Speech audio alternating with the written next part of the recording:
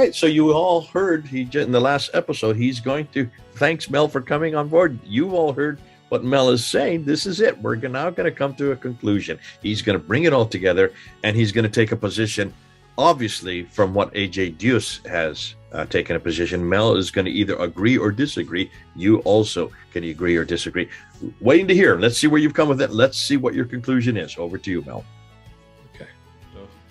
Okay, so untangling the mystery of the inscriptions. Here's the big one.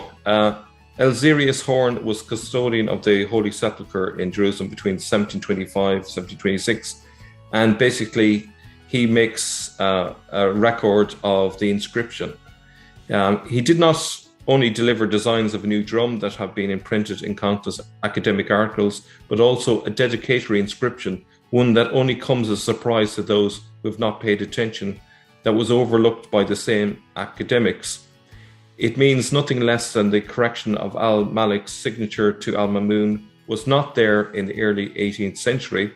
Now we also know that not long before Al-Malik's signature was not there either.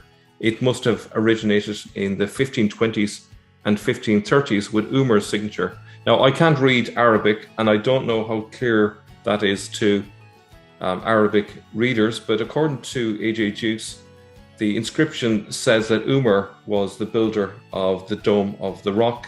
This is what Horn had written down. But later, as we'll see, this was removed and changed. It became Abdul al-Malik for a while, and then later it was changed to al-Mamun. Now, a little bit of an aside. According to detailed architectural drawings undertaken by Ernest Tatum Richmond around 1920, the modern drum is circular. There is no viable case to be made how mosaics and inscriptions from the previously octagonal drum could have survived. So whatever is there in the drum, and these are not the ones that concern us in any case, but whatever is there, they are new.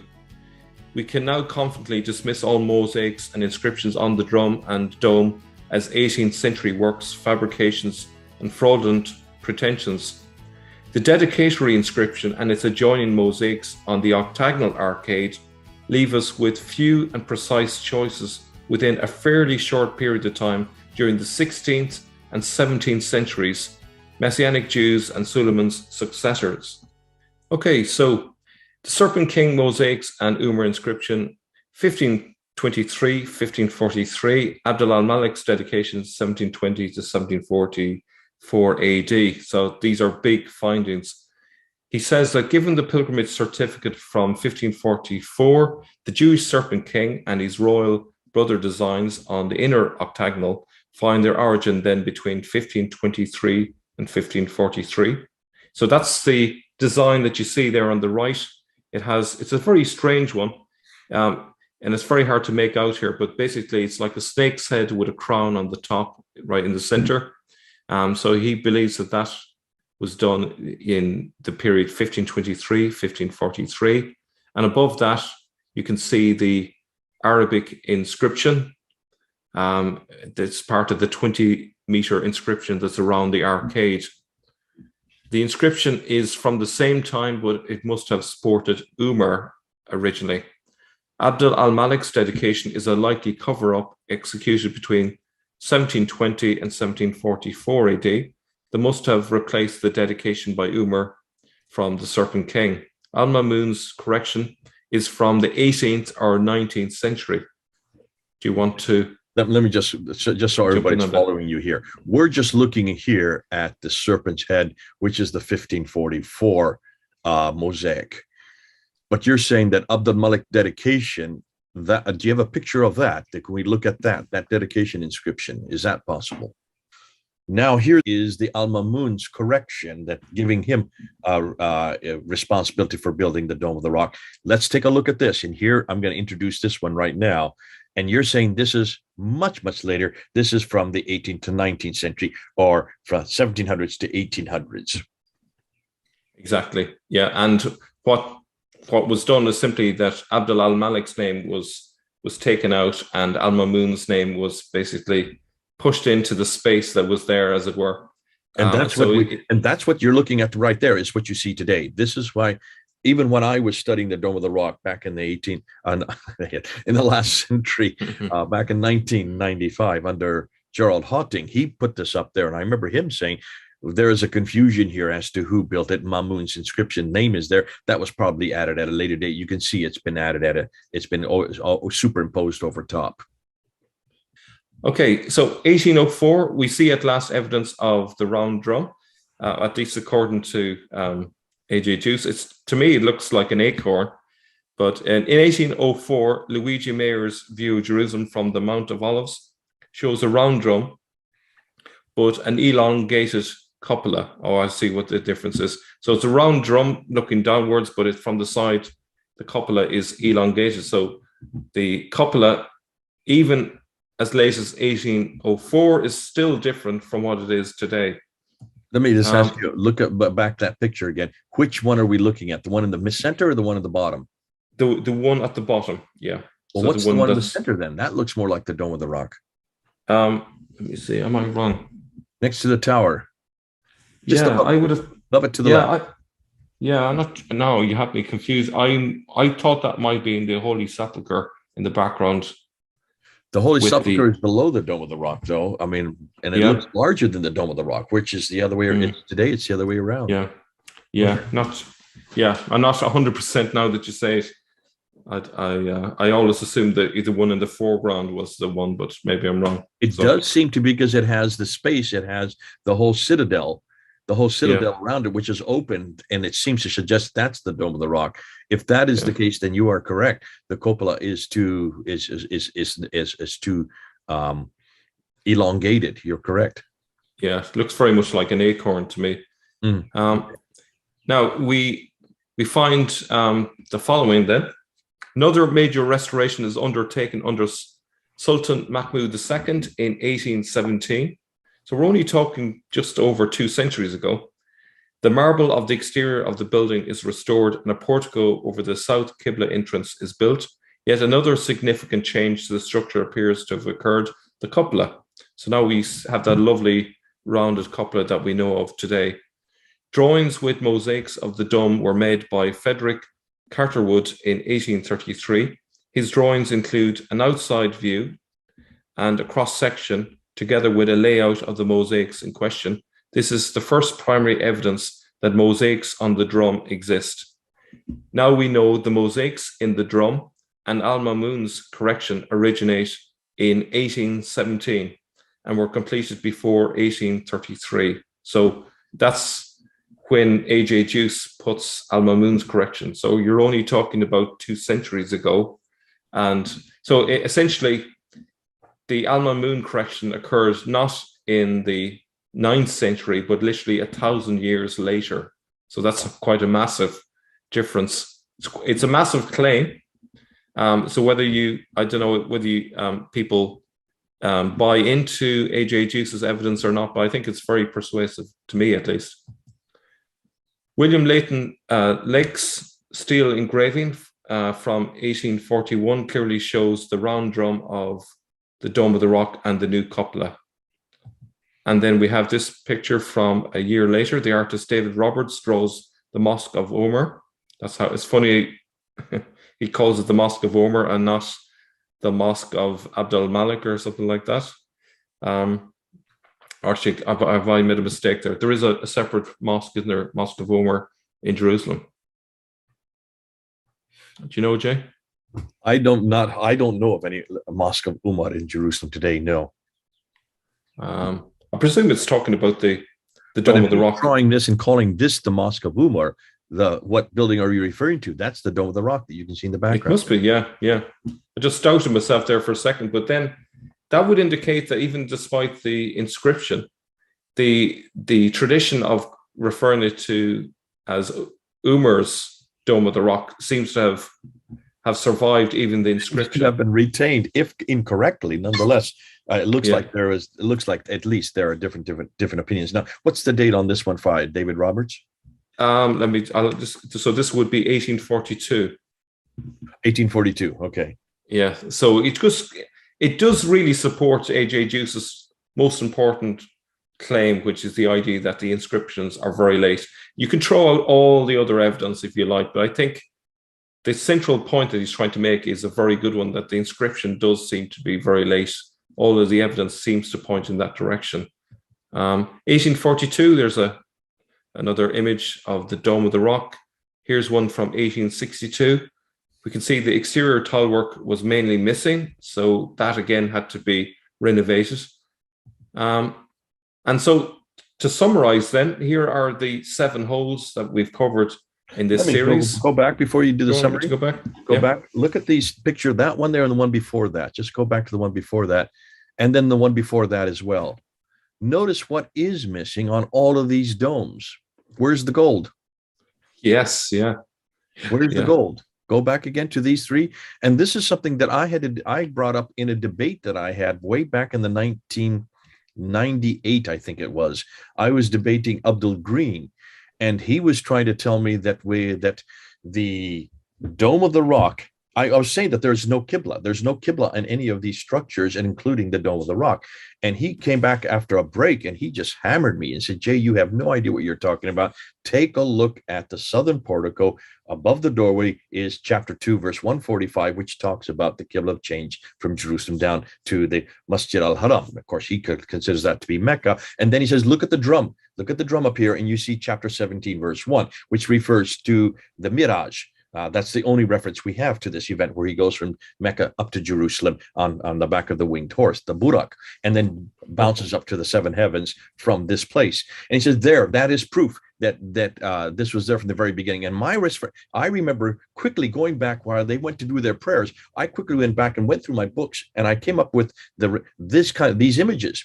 And I noticed that there was no gold. And then I looked at the dates when it was renovated, and it was renovated in 1876. So I came back to him and says, no, you don't know what you're talking about, because what you're looking at are inscriptions, and also the ones that 17:1 and also the chapter 2 verse 145 to 149 were introduced in 1876, just a little over 100 years ago. This was not there in 691.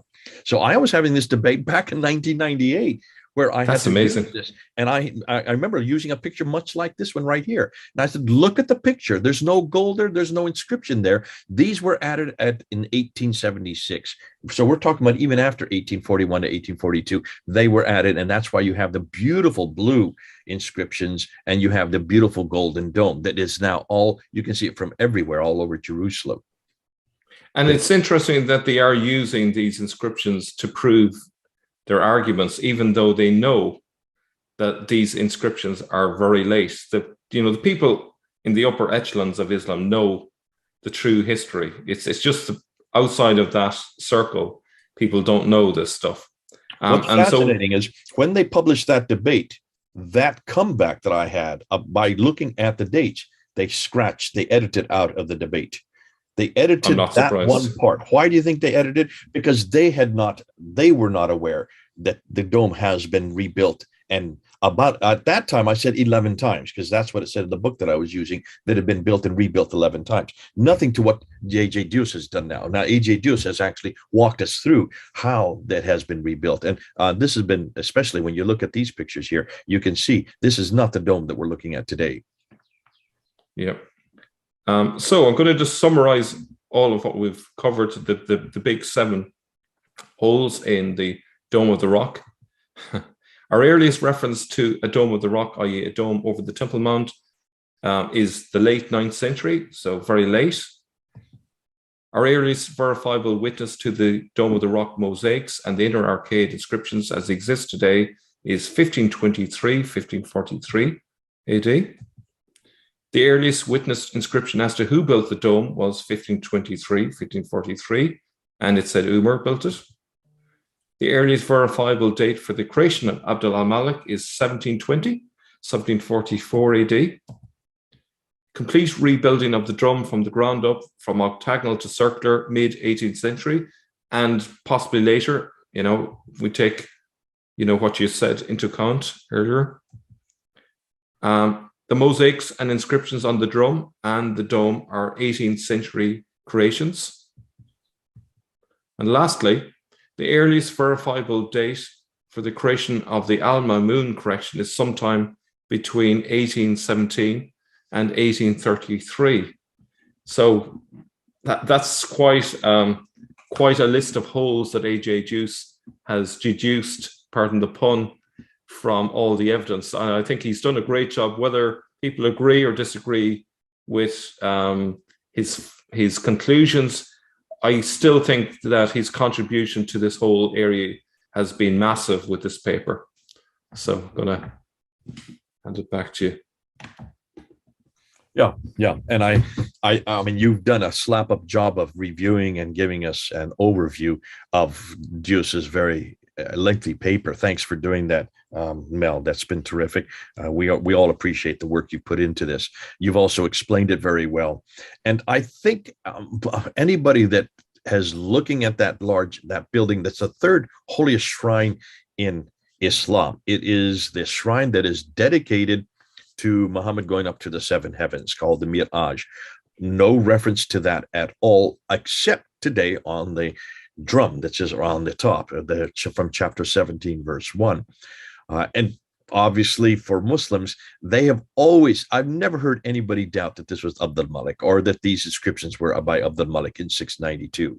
You have done a good job, or I should say A.J. Juice has done a good job convincing me that we cannot make these statements that clearly anymore. We must be careful when we say this was built by Abd al-Malik. What are you talking about? Which part of it was built? Well, we know not the outer part, nor the drum, nor the mosaics at the top, nor the inscriptions around the outside. Those were probably introduced in 1876.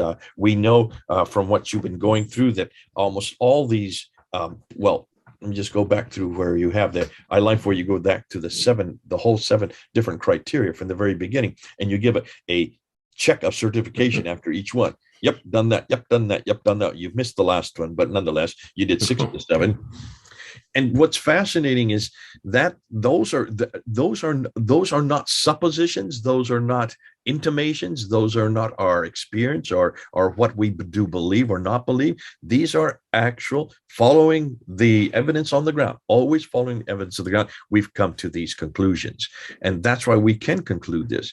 So in the future, whenever Muslims say these are inscriptions attacking Jesus Christ in the 7th century, no one doubts that Jesus Christ was attacked. There were anti-Trinitarian views rampant through that part of the world.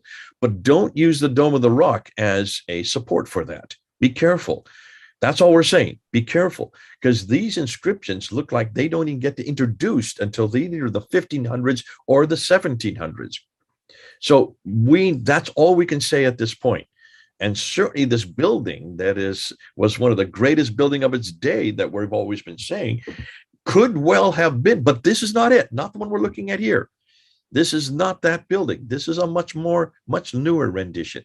And of course, it looks like we're not even sure who built this building. Is it Umar? Is it Mamun? Is it Abd al-Malik? I would suggest that we don't know. We will never know that. There was probably a building built by Abd al-Malik. We do know that Umar also built something up there. We do know that when Sophronius came, went welcomed him to Jerusalem after he had conquered Jerusalem, didn't really welcome him, but he wanted him to come pray at the Church of the Sepulchre. No, he marched right up to the Temple Mount. As a Jew, that would make sense. He wanted to bring back Judaism. Jerusalem back to Judaism. He wanted to see the Messiah return again. This is where he would return. That would make sense. He would have built something there.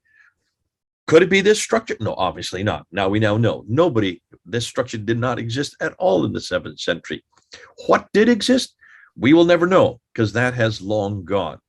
But please be careful of suggesting that what we're looking at today is a building that was built by Abd al-Malik. We do know that he would have built something there, yes, but nothing for what we're saying here. So this whole discussion on these inscriptions attacking the divinity of Jesus, attacking the Trinity, attacking his sonship, and that God can have a son. He cannot beget, nor is he begotten. These are, yes, important for that time period, but do not use the Dome of the Rock as a proof text that these were there to support that. Of course, we do have to take into consideration that there are coins that also reflect these same sayings. We do have the coins of Abdul Malik from 696 and 697. Here is a gold solidus. I'm going to put it up here. And here is a copper, a silver rendition from the more eastern part, what is today Iran. The gold solidus from Damascus. These are coined, minted in 696, and they do have the Shahada, and they do have attacking not only that God is one, but that he has no associates, which is not the Shahada we have today. That is introduced in 696, 697. So those are there. We're not disputing that, because the coins are probably the best evidence. But we must be careful about suggesting that the Dome of the Rock can also support this injunction or can support these ideas. Not that early. Later, yes, but not this early. You want to say one thing like that before we head out and go on to another subject? Yeah, I would say that, this is not the final word in all of this. I think there's enough evidence here to suggest that we shouldn't take it as certain that inscriptions came from the 7th century. There's enough material there to seriously doubt that.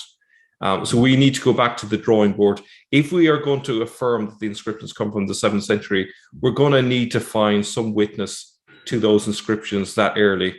I lean towards A.J. Juice being correct on this one, but obviously there is going to be a bit of a debate between people who disagree with his conclusions. But I think at the very least, people should kind of view this as making it less certain than it ever was before.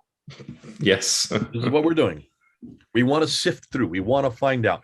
Obviously, the standard Islamic narrative says this was built by Abdul Malik, and this was very clear as far as the standard Islamic narrative that this is referring to the Muhammad, the man. Muhammad, he is the prophet of God. That's what the standard Islamic narrative has always told us. That's what all our professors, our seminaries, our Bible school, our universities have always said. Now, we've just stuck this building into it. We've put the Dome of the Rock into it. We've took the arcade into it. We put the drum into it. And we've asked to look and see what's come out from behind. And what we're finding is not at all a 7th century environment. What we're finding that comes out is all from the 14th, 15th, 16th, 17th, and 1800s, as late as the 19th century. We need to sift this material. We'll continue to do so. We want to give thanks to A.J. Diaz for doing the research for us. And I especially want to thank you, Mel, for unpacking it so that we can understand it, so we don't have to wade through all that massive material. But this is a green paper moving into a white paper. What does this mean? How does this have to help with our whole context of origins of Islam? Well, it puts back the dates hugely, enormously, not at all the 7th century. This could be 800 to 900 to 1,000, and in some cases, 1,200 years later. Great. Thanks again, Mel. This is, let's see how people respond. Let's see if they agree or disagree. You have the comments right at the bottom. Nonetheless, from Mel and me, through 3,000 miles apart, over and out.